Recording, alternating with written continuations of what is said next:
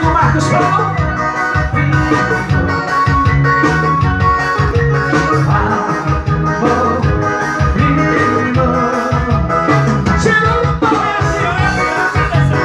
O nome dela é Tia. Aí sim, Tia.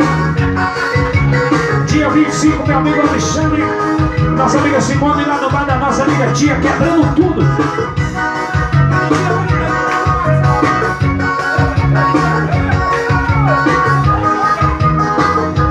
E no dia 31 da Alexandre, lá no Marcos Paulo, não é isso? É dia 31 que você vai estar lá no Marcos Paulo.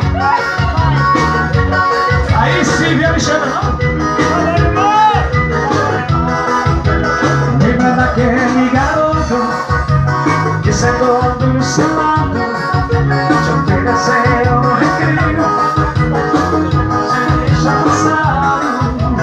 Lembra daquele rapaz que você ainda não amava, eu sabia que um dia mas falei na escola.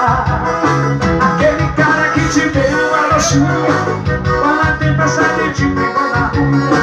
Aquelas flores que chegaram no portão, eu sempre fui assinando no cartão. Te ligou